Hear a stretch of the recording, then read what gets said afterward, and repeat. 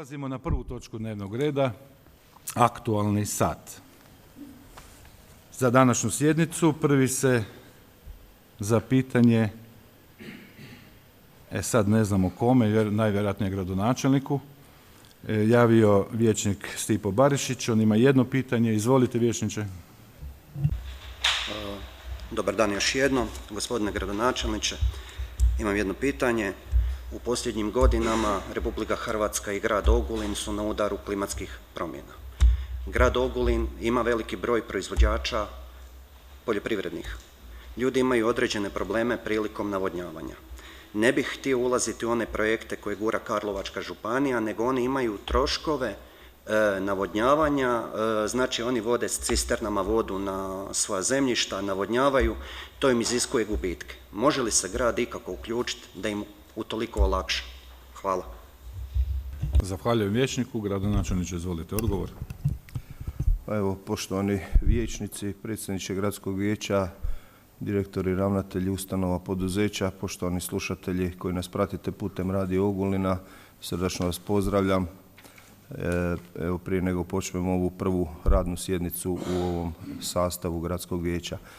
Prije nego odgovorim na ovo pitanje, samo ću se osvrnuti na ovaj mali prigovor vijećnika Barišića o dnevnom redu. Znamo da su u ovoj godini bili lokalni izbori, da je prošlo vijeće završilo svoj rad u tom sastavu još u mjesecu ožujku, ako se ne varam. Vrijeme izbora i konstituiranje gradskog vijeća i gradskih tijela jednostavno nije dozvoljavalo radnu sjednicu. Došlo nam je ljeto, nismo htjeli opterećivati niti službe, niti vas kao vijećnike, srpanj i kolovoz, ništa se neće dogoditi u ta 2 mjeseca i evo, čim su završili godišnji odbori, taj period ljeta, započeli smo sa radom. Sakupilo se, da, u pravu ste, puno točaka, ali nadam se da su vijećnici svjesni i savjesni i da ćemo odraditi ovu sjednicu sa ovoliko točaka. U buduće ćemo nastojati, nekakva praksa je između 20 i 30 točaka, koliko se u stvari sakupi u radu gradske uprave. A što se tiče vašeg pitanja vezanog za navodnjavanje poljoprivrednih površina, da, mi smo puno puta pokušali razgovarati sa poljoprivrednicima i ulazili u tu problematiku. To je vrlo, vrlo zahtjevna problematika, a pogotovo na našem području jer imamo vrlo usitnjene parcele, to jest parcele malih površina i to je izuzetno veliki trošak i ogromni i zahtjevni projekat u kojeg se trebaju se uključiti Hrvatske vode obavezno, ali tu je i vjerojatno HEP jer bi to bilo jedino moguće iz zahvata jezera Sabljaci. Kažem, puno puta smo razgovarali, ta inicijativa mora doći od poljoprivrednika, nemamo mi toliko ljudskih resursa da bi toliko duboko i detaljno pokrili poljoprivredu i probleme koji oni imaju. Ja pozivam svakako poljoprivredne proizvođače da se jave sa tim idejama, ali kažem, to je vrlo, vrlo zahtjevno i ne znam koliko bi tu bilo isplativosti u provedbi tog projekta. Zahvaljujem gradonačelniku. Da li ste zadovoljni sa odgovorom? Zadovoljan sam s odgovorom. Hvala. Hvala. Evo, ispričavam se, zamjenik gradonačelnika. Ja bi tu dopunio, obzirom da sam i županijski vijećnik, to pitanje je bilo postavljeno na prošloj sjednici županijske skupštine županici, pa je županica odgovorila da je taj projekt jako teško provesti iz razloga što su usitnjene parcele i jako teško je riješiti imovinsko-pravne odnose, a inače grad Ogulin daje potpore poljoprivrednicima, ne daje za tekuće troškove kao što je troškovi goriva i slično, ali daje za materijalna ulaganja, tako da pomažemo našim poljoprivrednicima, ali to će biti predmet jedne od idućih točaka, pa ćemo tada detaljnije o tom govoriti. Hvala zamjeniče, evo dobili ste i konkretni odgovor. Sljedeći pitanje postavlja vijećnik Matija, sad ovo ne mogu pročitati, molim vas da imenom i prezimenom čitko da se može pročitati. Upišete. Izvolite. Imate 2 pitanja, to i postavljate. Gradonačelniku. Hvala. Dobar dan prije svega svima, poštovani predsjedniče, poštovani gradonačelniče, svi prisutni vijećnici i slušatelji Radio Ogulina.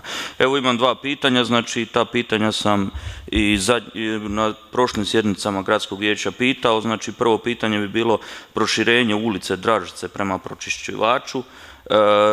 Odgovorili ste mi da tada je bilo upit poslan u tvrtku Kodos, nisam dobio ni odgovor ni ništa na to. I nisam također ni vidio tu stavku u izmjenama i dopunama proračuna grada Ogulina za 2025. godinu. A drugo pitanje bi bilo križanje kod Lidla. Znači to sam pitao u 2 navrata i prije mene je pitao vijećnik Magdić. Da se postavi neka svjetlosna prometna signalizacija, na primjer kao što je u ulici Sveti Jakov, sa onim like on like, pa možda bi manje i sporije vozači vozili kroz tu ulicu. Evo.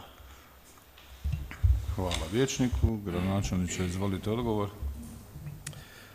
Da, što se tiče proširenja ulice Dražice, nismo, ispričavam se, dobili smo odgovor od Kodosa da nisu u mogućnosti sudjelovati u tom projektu.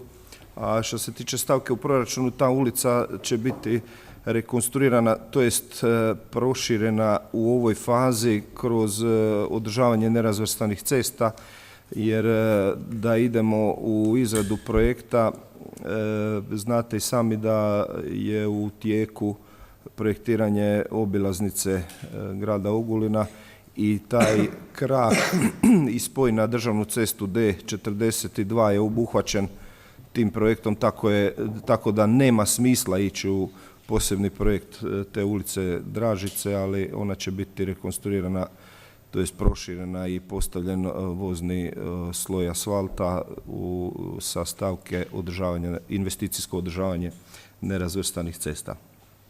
A što se tiče križanja kod Lidla, ne znam koliko tu ima smisla sada stavljati neke privremene znakove. Znakovi postoje, koliko će ih vozači poštivati, to i sami znate, uvjereni ste u funkcioniranje prometa, da neki vozači ne poštuju znakove, ali tu radimo na jednom konkretnijem, kvalitetnijem i sveobuhvatnijem rješenju gdje treba prvo jedan dio imovinskog pravnih odnosa riješiti, što će biti jedan veći i financijski zahvat, a onda u skladu sa financijama će se to i rješavati.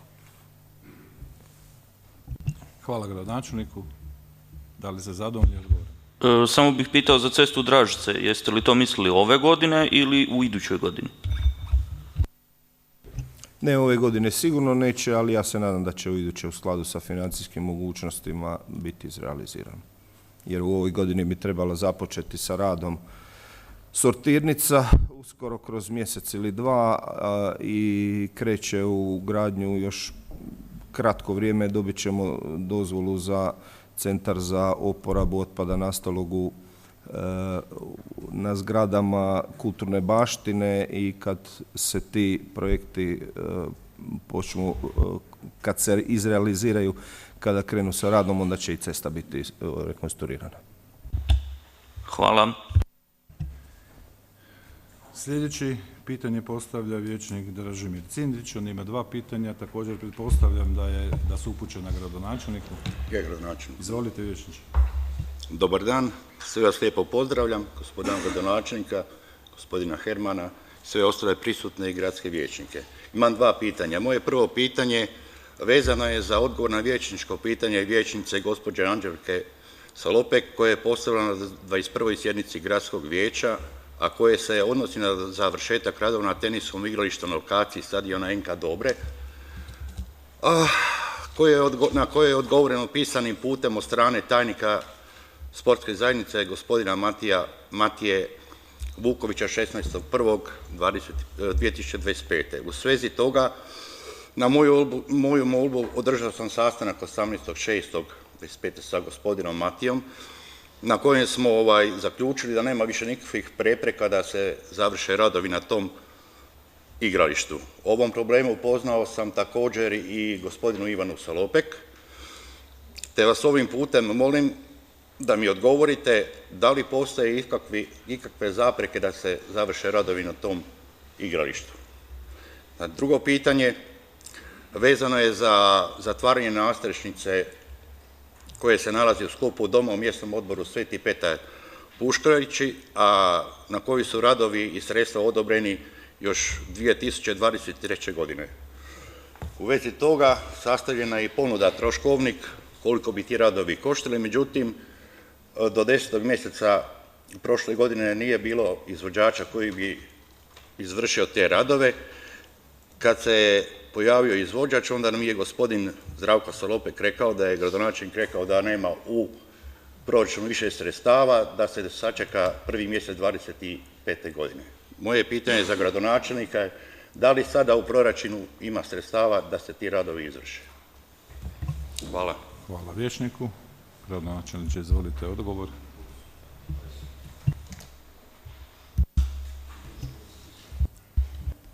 Prvo pitanje vezano za tenisko igralište na Dobri, koliko sam ja komunicirao osobno sa predsjednicom i sa ljudima koji su, mislim da u rukovodećim tijelima, izvršnom odboru ili kako se već zove rukovodeće tijelo kluba, rekli su mi da pričekamo sa tom ogradom, sa montažom te ograde, da će dobaviti kroz sponzorstvo umjetnu travu i da onda stavimo ogradu da je lakša montaža te trave. Do sada do mene nije ništa drugačije došlo, a da li postoje zapreke na vaše konkretno pitanje, ako rukovodstvo Dobre odluči da ne postoje zapreke, mi možemo sutra naručiti postavljanje te ograde, jer to je mali zahvat koji je u jednom danu moguće riješiti. A što se tiče, ako sam dobro shvatio, zatvaranja terase, je li tako? Ne znam, lagat ću ako bilo šta tu kažem, nisam upućena. Da li ima sredstava, imate rebalans u jednoj od sljedećih točaka. Sa rebalansom ste mogli napraviti, na rebalans ste mogli podnijeti amandman i osigurati sredstva, uzeti negdje drugdje, prebaciti na taj projekt i to bi bilo to. Izglasa se, a ovako nije predviđeno u proračunu, koliko ja znam, za ovu godinu, niti ovim rebalansom.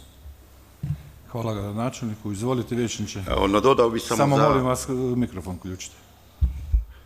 Nadodao bi samo na prvo pitanje. U razgovoru sa gospodinom Matijom, znači umjetna trava koja bi došla na malometno igralište nalazi se u Lučkom. Nije još, to je polovna trava, ne znamo u kakvom je stanju. A osim toga treba platiti prijevoz te trave. A samo postavljanje trave, iako bi bilo, nije prepreka onaj dio što je to se može zatvoriti, a trava se može staviti i kroz glavna ulazna vrata. Znači, postavljanje umjetne trave nije prepreka da se završe radovi na malometnom igralištu. Hvala. Hvala vijećniče. Evo, gradonačelnik će dodati. Evo, vi ste predstavnik mjesnog odbora, to je predsjednik mjesnog odbora. Ja vas molim da pozovete i angažirate predsjednicu kluba da dođe do mene, da mi to sve predstavi, da možemo i mi ćemo već idući tjedan, ako ne možemo idući tjedan, ovisno, vidjet ćemo u roku od 2 tjedna postaviti ogradu, to je najmanje. Ali evo tu je i možda tajnik sportske zajednice, pa i on ako je konkretno uključen u tu komunikaciju, pa evo tajniče, dajem vam riječ pa odgovorite, možete dole. Da. Hvala vam. Znači u roku 15 dana možemo se čuti u vezi ovog problema. Ako nije problem, moje obaveze kreću od 15. u Hrvatskom saboru, pa ovaj tjedan da se čujemo u toku ovog tjedna, da to razriješimo, da se onda idući tjedan već može pričati o radovima. Ali evo tajnik. Hvala lijepo. Samo mikrofon uključite. Pozdrav svima. Evo, hvala na pitanju. Pitanje je postavljeno već jedno 10-ak puta. Sportska zajednica grada Ogulina je dala na upravljanje sad bivši teniski teren, odnosno sad malo nogometno igralište koje je dato na upravljanje NK Dobri.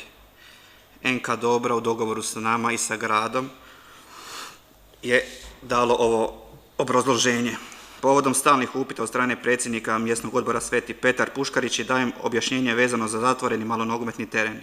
Od strane Nogometnog saveza Karlovačke županije ponuđeno nam je, kao i Hrvatskom nogometnom klubu Plaški, da svoja asfaltirana malonogometna igrališta prekrijemo polovnom umjetnom travom koja bi trebala biti dobivena od strane NK Lučko iz Zagreba, što smo i prihvatili. Posljednja informacija od strane glavnog instruktora Nogometnog saveza Karlovačke županije Igora Geca je da tamo radovi još nisu započeli, te da još malo sačekamo.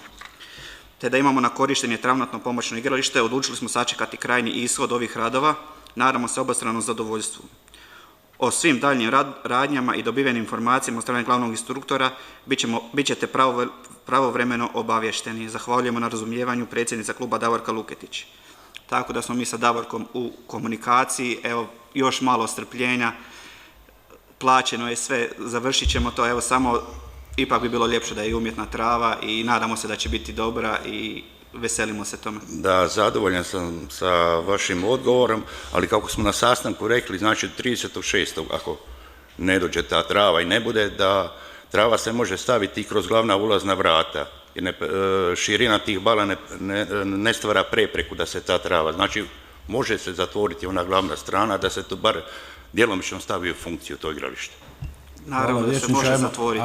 Ajmo to prepustiti stručnjacima koji to rade i vjerojatno znaju, nije to bez veze razlog zbog čega se čeka sa ogradom da se prije postavi umjetna trava. Hvala i tajniku. Da li se gradonačelnik još želi? Ne. Prelazimo na sljedeće pitanje. Davide Dujmić, on ima 2 pitanja. Gradonačelniku, izvolite. Dobar dan svima, poštovani gradonačelniče, zamjenici i vijećnici i slušatelji koji nas slušaju preko Radio Ogulina. Ja bih imao prvenstveno, znači mogao bih reći pitanje, odnosno 2 prijedloga. Kao što znate, danas se slavi u Kaševarima blagdan Male Gospe kod crkve koje zovemo narodno Svete Nedjelje. Te vam ovim putem službeno i pozivam da prisustvujete u slučaju da budete mogli popodnevnu misiju koja će se održati 18 sati. Moj prijedlog jest već više godina kroz prijedlog proračuna i nacrt proračuna, znači dostavljamo prijedloge za uvrštenje u financijski plan grada, znači projekte i aktivnosti mjesnih odbora, pa između ostalog moj prijedlog je ukoliko je u mogućnosti grad, znači kako i kod održavanja blagdana Male Gospe, tako i kod drugih crkvenih ili važnih održavanja na području grada Ogulina, kad bi grad iznio mogućnost za izradu prometnog elaborata za zatvaranje prometa tijekom održavanja navedenih misa. Kao što znate, navedena cesta je županijska, te kao takva se ne može zatvoriti bez navedenog prometnog elaborata. Drugi prijedlog jest, već kad smo na okosnici, znači na početku izrade proračuna grada Ogulina za sljedeće proračunsko razdoblje i gdje sad slijedi znači izrada uputa za izradu proračuna i tako dalje, da se iznađe način ili mogućnost, osim aktivnosti redovnog djelovanja mjesnog odbora, da na neki način bude transparentnije, znači odobravanje sredstava za određene projekte, da li putem sam natječaja ili na neki drugi način, da mjesni odbori znači dobiju povratni feedback, povratnu informaciju, hoće li neki od njihovih projekata proći u financiranju ili ne. Zašto to govorim? Evo, primjerice na našem području grada Ogulina, znači u Ribarići, Zagorje i Desmerice. Tamo postoji, znači kad bismo gledali novčano, navedeno područje uprihoduje prema gradu Ogulinu, znači između 400 do 600 tisuća eura prihoda od poreza na dohodak bez obrtnika i tako dalje. A što čine 10% prihoda od poreza na dohodak grada Ogulina. Gledamo situaciju da mjesni odbori su se sveli samo na situaciju da tijekom izrade proračuna samo dostavljaju svoje prijedloge i planove, no nemamo nikako povratnih informacija hoće li koji projekt biti prihvaćen ili ne. Pa samo želim saznati je li mogućnost na neki način da navedeno bude transparentnije i da dobijemo neki povratni odgovor od stručne službe grada. Hvala vam. Hvala vijećniče. Gradonačelnik će, izvolite. To su oba 2 pitanja, nema više. Prijedlozi. Dobro, hvala na pozivu na proslavu Male Gospe. Ja, nažalost, godine neću moći biti prisutan. Prošle godine sam bio, ali ove godine sam preuzeo neke obaveze prije, pa neću biti prisutan. Nadam se da ću iduće godine, a evo vijećnike pozivam i ja koliko mogu prisustovati svečanosti. Što se tiče prometnog elaborata, mi moramo dobiti zahtjev od organizatora i krenuti s prometnim elaboratom, naravno suglasnost od Županijske uprave za ceste, ali mislim da to nema smisla jer svake godine to odradimo i bez elaborata, nekako sa policijom se dogovorimo, to trajanje mise je otprilike sat vremena, čak i nekada manje nešto za sat vremena. Mi se radite elaborat, da li ima smisla, ali možemo o tome razgovarati, ali to se i uvijek i ovako odradi. A što se tiče transparentnosti projekata i realizacije projekata, mi njih radimo transparentno. Moramo znati da mjesni odbori nemaju pravnu osobnost, nemaju žiro račun, da svi projekti koji se realiziraju na prijedlog samo mjesnog odbora, jer mjesni odbor ih ne može realizirati, niti ima ljudskih kapaciteta, niti financijskih zbog nepostojanja računa. Sve se financira sa računa grada direktno i mi nekako pokušavamo odrediti prioritete, ali to vam se nakon izrade plana, početnog onog plana godišnjeg, promijeni gotovo na mjesečnoj razini. Uvijek neki hitni slučajevi iskrsnu, ali kod planiranja mjesni odbori nekada i pretjeraju, da kažem, pa stavljaju neke milijunske projekte koje mi ne možemo izrealizirati, ali dobro je da ih imamo u svim planovima i da znamo za njih i da znamo za ideje. Jednog dana će i na gradsku razinu to doći, pa će se možda to izrealizirati. A sam raspored sredstava, kažete da taj istočni dio grada prihoduje 10% proračuna samo od poreza na dohodak. Ne znam kako ste to uspjeli izračunati, to je skup statističkih podataka do kojeg mi kao službe teško dolazimo, a vjerujem da je to neka paušalna procjena, ali morate znati da ima recimo moj mjesni odbor koji je najveći mjesni odbor u gradu, ima daleko veće financijske mogućnosti i puno većim udjelom sudjeluje u prihodu od poreza na dohodak, pa to je teško jako rasporediti na takav način kakav vi mislite. Bilo je pitanja i na odborima, pitanje šumskog doprinosa. Svi tvrde da najviše šumskog doprinosa se izrealizira iz njihovih mjesnih odbora, a da najmanje se ulaže. I tako svi tvrde i to je meni razumljivo, ali morate znati da se iz tih prihoda financiraju i druge stvari koje su bitne za cijeli grad i za sve naše građane. Tako da po tom ključu je to izuzetno teško raspoređivati, ali svakako i dalje ćemo pokušati određivati prioritete prije svega, a to je ta komunikacija i benefit između gradske uprave i predsjednika mjesnih odbora gdje nam oni daju prijedloge. Naravno da nemaju kapaciteta za realizaciju i nastojimo biti ravnomjerni koliko god možemo. Naravno da nikada neće biti svi zadovoljni, uvijek kažemo da je kod susjeda trava zelenija, ali nije, trava je uvijek isto i svagdje jednake zelene boje. Tako da, eto, to bi bio moj. Hvala gradonačelniku. Izvolite. Ja bih samo htio nadodati vezano, znači, za ovo zatvaranje prometa. Znači, već kroz protekle 2 godine već smo i pitali stručne službe grada vezano za zatvaranje navedene prometnice. No, rečeno nam je da tu prometnicu ne možemo zatvoriti s obzirom da je županijska bez izrade navedenih elaborata. Evo, sad mi je ovo novina s obzirom da mi je tako rečeno u stručnoj službi grada. A vezano za ovaj podatak za porez na dohodak, znači to je na temelju procjene radnog sposobnog stanovništva i na temelju podataka koji su dostupni po broju zaposlenima i prosječnom broju, znači, isplate poreza na dohodak prema gradu Ogulin. Eto, samo tek toliko. Hvala vijećniku. Prelazimo na sljedeće.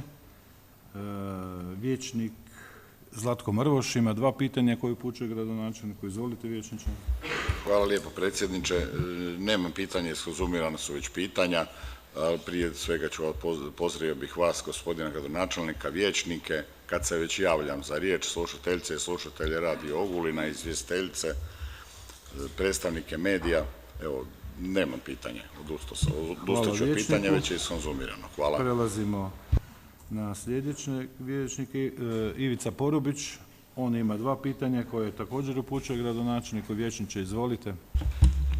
Hvala lijepo, predsjedniče. Prije svega pozdrav gradonačelnicu sa zamjenikima i pozdravljam sve skupa u vijećnici, kao i ravnatelje i direktore i slušateljice i slušatelje Radio Ogulin. Postavit ću 2 pitanja. Prvo pitanje odnosi se na požar na odlagalištu Sodul koji je se dogodio 2. svibnja 2025. godine, koji je izbio 2. svibnja, gdje je kroz izjave u medijima, a i vi sami ste gradonačelnik izjavili da je požar moguće namjerno izazvan, gdje su se ukazivalo i na određene političke opcije, možda i oporbu i tako dalje. Pošto je prošlo, evo sad skoro pa 5 mjeseci, nadam se da su istražne radnje završene i da imamo rezultate istrage. To je prvo pitanje. Drugo pitanje odnosi se na parkiranje u ulici Zuleka. Na toj destinaciji dolazi do parkiranja većinom vozila iz drugih gradova, znači od naših posjetitelja, gosta koji dolaze i parkiraju svoja vozila na toj prometnici. I time građanima, znači koji tamo žive, jer tako sprečavaju i sam izlazak iz svojih obiteljskih kuća i otežavaju prolaz istom. Da li postoji mogućnost, znači postavljanjem prometnih signala ili na toj destinaciji zabrana parkiranja, s obzirom da se parkiralište nalazi nešto niže 10-ak metara ispod Plavog mosta, ili postavljanjem stupića i tako dalje. Evo, hvala lijepo. Hvala vijećniku. Izvolite, gradonačelniče. Što se tiče prvog pitanja, nemamo nikakve rezultate istrage, nismo obavješteni od strane policije, pretpostavljam da policija vodi istragu, tako da ne mogu o tome ništa reći. A što se tiče parkiranja u ulici Zulejkinoj ulici ili ulica Zuleka, svejedno je, možemo to, pa evo, mogu reći dobar prijedlog. Stavit ćemo u prijedlog pa da znakom ograničimo ili zabranimo parkiranje, jer ulica je, upravo ste, uska prilično i otežava promet s tamošnjim stanarima. Evo, zahvaljujem na prijedlogu i ovim putem i javno pozivam službe da se prihvate tog rješenja u idućem periodu. Hvala. Zadovoljni odgovorom primajući. Sljedeće pitanje postavlja vijećnik Neven Ivošević. On ima 1 pitanje, upućuje ga gradonačelniku. Izvolite, vijećniče. Zahvaljujem se, poštovani predsjedniče. Pozdravljam gradonačelnika sa zamjenicima, uvažene kolegice i kolege vijećnike, pročelnice, ravnateljice i ravnatelji gradskih ustanova i tvrtki, predstavnike medija i slušateljice i slušatelje Radio Ogulina. Postavljam pitanje gradonačelniku, a vezano je za rješavanje problema autobusnog stajališta u naselju Šegani u mjesnom odboru Otok Koštarijski.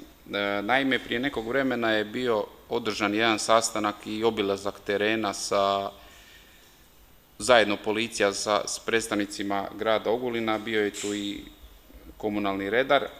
Nažalost, utvrđeno je da postoji problem za postavljanje autobusnog stajališta, a svi znamo da je počela još jedna školska godina.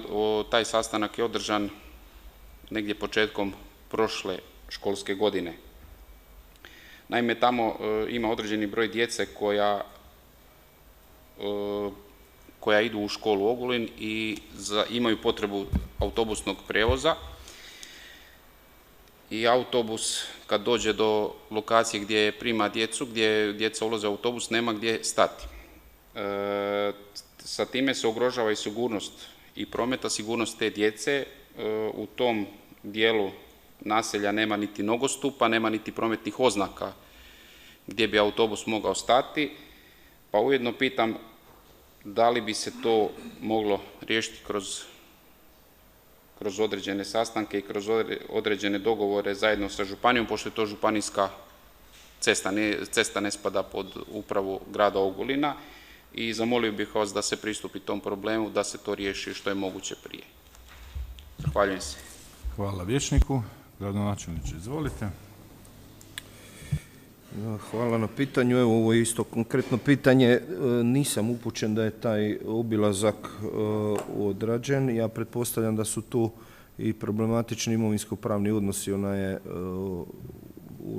cesta prilično uska i tu treba stvoriti tehničke uvjete, ali evo svakako smo spremni da komuniciramo prije svega sa županijskom upravom za ceste, da vidimo poziciju i točno gdje se najveći broj djece ukrcava, pa da onda prema tome tražimo jedno rješenje imovinsko-pravnih odnosa, a onda i tehničko rješenje izrade autobusnog stajališta. Evo, također,